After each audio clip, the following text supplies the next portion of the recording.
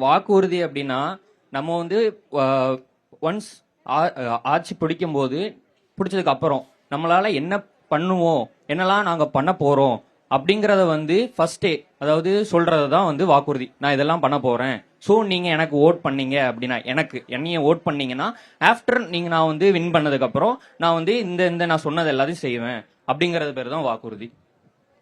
அரசியல் கட்சிகள் கொடுக்குற வாக்குறுதியை செய்யறாங்களா? செய்யறாங்க, எந்த கட்சியா இருந்தாலும், இந்த கட்சி தான் இல்ல செய்யறாங்க.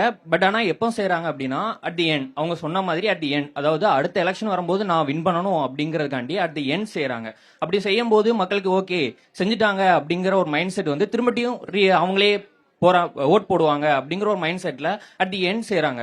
ஸோ ஃபர்ஸ்ட் அவங்க வந்ததுக்கு அப்புறம் ஒரு 3 இயர்ஸ் வந்து ஒண்ணுமே இல்லை. அப்பனா அந்த 3 இயர்ஸ் என்ன பண்ண முடியும் நாங்க எங்களால? ஸோ அதுதான். நீங்க ஒரு எம்எல்ஏ இருக்கீங்க, கொடுக்கிற வாக்குறுதிகளை செய்வீங்களா மாட்டீங்களா? என்னென்ன வாக்குறுதிகள் செயல்படுத்த முடியுமாறியான கொடுப்பீங்க? Okay sir. ஸோ என்னால என்ன கேபபிள்னு பார்ப்பேன் ஃபர்ஸ்ட். ஸோ திருநெல்வேலிக்கு என்ன தேவை, திருநெல்வேலிக்கு என்ன செஞ்சு கொடுப்பீங்க நீங்க எம்எல்ஏ ஆனா, அமைச்சரானா?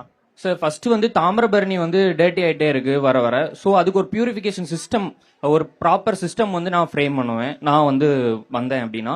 செகண்ட் திங் வந்து நிறைய மர்டர் நடக்கு. ஸோ அதை நடந்ததுக்கு அப்புறம் அதை நடக்க விடாம தடுக்கிறது தான் வந்து ஒரு குட் இது. ஸோ அதனால வந்து நான் நடக்க விடாம தடுப்பேன்.